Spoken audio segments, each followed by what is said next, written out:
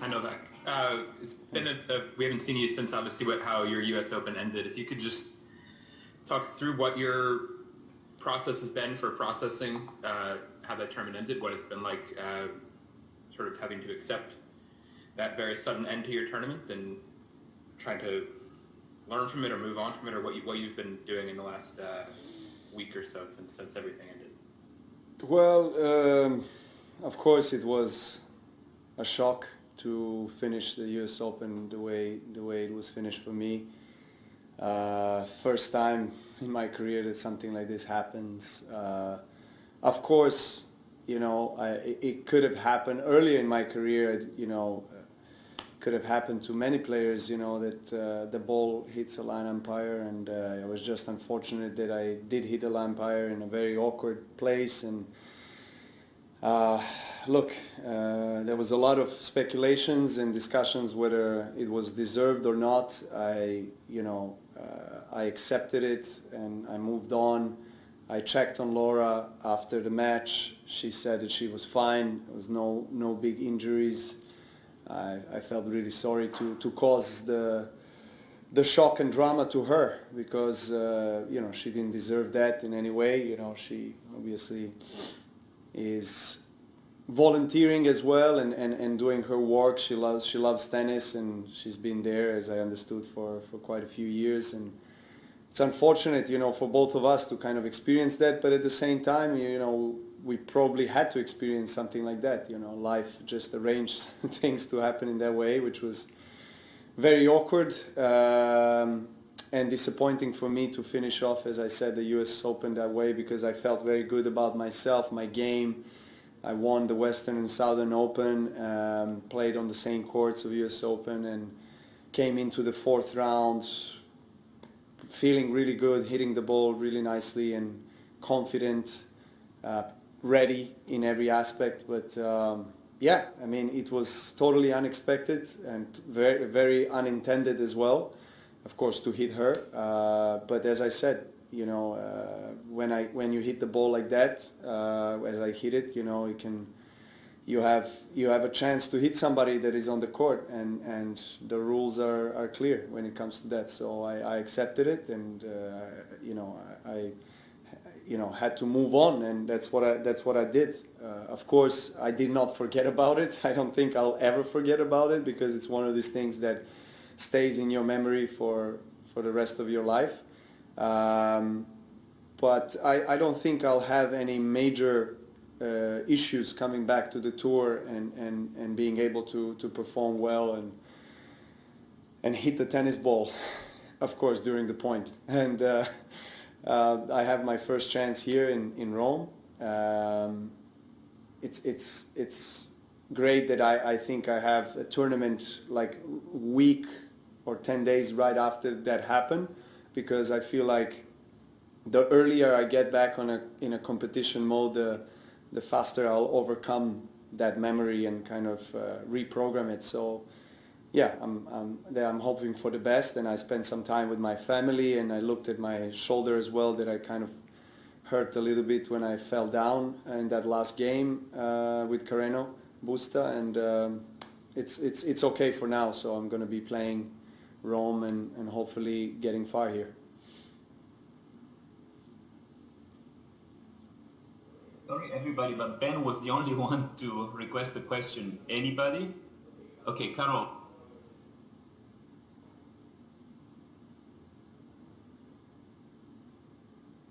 Everybody getting used to this new system here. Can you hear me? Yes, Right. Carol, I can. Yeah, sure. Right. You're going to spend the 286 weeks as the world number one. You're equating Pete Sampras. You will pass Pete this month. I was just wondering, what does it feel for you? And I know you care about the 310, but 286, it's not too bad. Well, Pete was my childhood idol growing up, so of course surpassing his records is very special to me. I always looked up to him, and I thought that I always wished to be mentally strong and resilient as he is, especially in the the big tournaments, in the big moments, and he's one of the mentally most composed and toughest players ever to hold the racket. Him being a number one in the world for so many weeks, proves how tough he was, and this is one of my two, I would say, biggest professional goals. Is to reach the record of surpass Roger's record for longest number one and win as many slams as possible. I've been saying that before, so I'm working towards that, and I'm at the good place right now, in a good position, and hopefully I can stay healthy and continue to play well.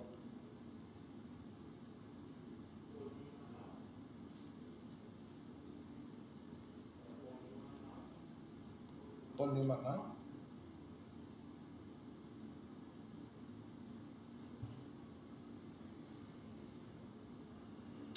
No, the French Open normally comes at the end of several weeks playing on clay. I mean, this year for most players, certainly those who've been at the US Open, there'll be a maximum of 2 weeks to prepare for it. How much of an effect do you think this is going to have on what happens at Roland Garros? Well, it is unusual, to be in these kind of circumstances, but at the same time I am, and I know most of the players are thankful that we have a chance to, opportunity to compete and play and be on the tour. So as many tournaments organized on the tour as possible, I think the better it is for all of us. It's more opportunity to play.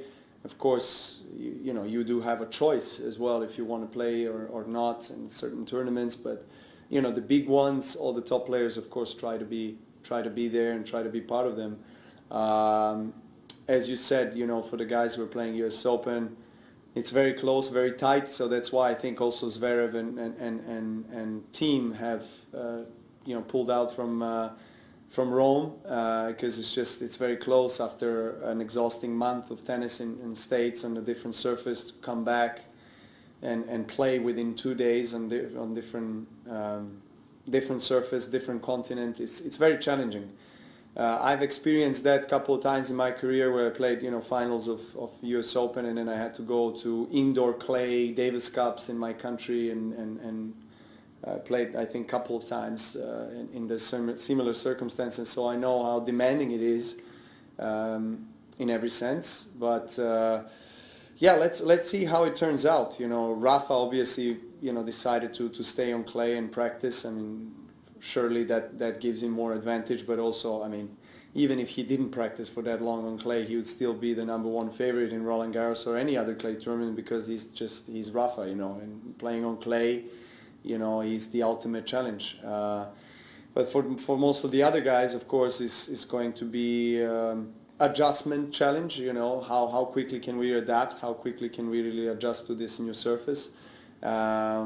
Let's see. I did have 4 or 5 days of training coming here, a couple of days more of training before my first match.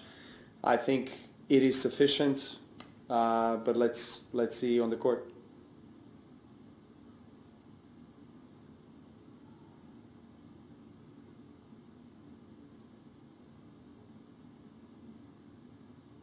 Simon?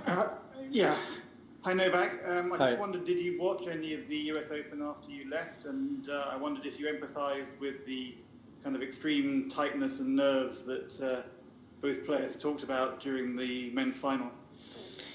Yes, I have watched the men's final last night until the end of the fourth set, and I want to congratulate both of these guys, and I want to congratulate them, of course, for their achievements. To get to the finals for Sasha for the first time, and to play for 2.5 sets the way he played was really impressive, and he was very close to win it. Then again, he served for the match in the fifth, and for Dominic to lose 3 finals and and start the match not on a very high level, but then come back and win in such fashion is very inspiring, and it's they deserve a lot of credit. I think in my eyes, what I kind of noticed the most is the way they greeted each other after the match. We all know that they are good friends, and you could see how much they wanted to win. Of course, finals of Slam, they both were fighting for the first Grand Slam title, and both of them were bringing a lot of intensity on the court, but never disrespecting each other. In contrary, actually, after the match, they hugged and they said nice things about each other, and that struck me the most, to be honest. The appreciation, respect, and friendship that they showed. I think it's a great message to all the tennis players and the sports world in general. So, Dominic deserves this title, probably more than anybody. He's such a nice guy and works extremely hard. And he was so close in the last couple of years, and finally he has it. So, it would be interesting to see how his career kind of goes on from here. But it's a huge relief. I remember my first Grand Slam title. Obviously, getting that first monkey out of your back in a way to say, is a huge relief, and after that you start, kind of believing in yourself much more and feeling maybe a bit less pressure and expectations from yourself to win slams. So both of these guys possess a huge tennis quality on all surfaces to win titles and Grand Slams. We have Roland Garros coming a couple of weeks' time, and Dominic is right behind Rafa. I mean, on clay, the favorite to go all the way. So, yeah, will be interesting to see these guys back on tour again.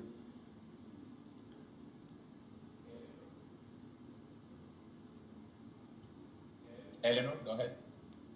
Hi, Novak. Hi. As you said, what happened to you in New York could have happened to lots of players, because we see lots of players hit balls like that. So how will you stop yourself doing that again? Well, look, there are things that are just unpredictable in a way, even for ourselves. I mean, of course, as anybody else, I'm working mentally and emotionally as hard as I'm working physically, trying to be the best version of myself on the court and off the court. And I understand that I have outbursts, and this is kind of the personality and the player that I have always been. Obviously went through ups and downs in my career and managing to control my emotions more or less. But it's if you're alone out there, it's a lot of intensity and a lot of pressure, and you have to deal with all of that. So sometimes the situations like this happen, and I cannot promise or I cannot guarantee that I will never ever do anything similar to that in my life. I don't know. I mean, I'm definitely going to try my best that something like that never happens again, obviously. But anything is possible really in life. So I'm going to take this in, as profound as possible for me as a big lesson. And I've been thinking about it. I've been comprehending. I've been, talking to my team, of course. And it's just one of these things that is just unfortunate, and it happens. But you have to move on, and as I said, try to take the most out of it so you can be better in the next day.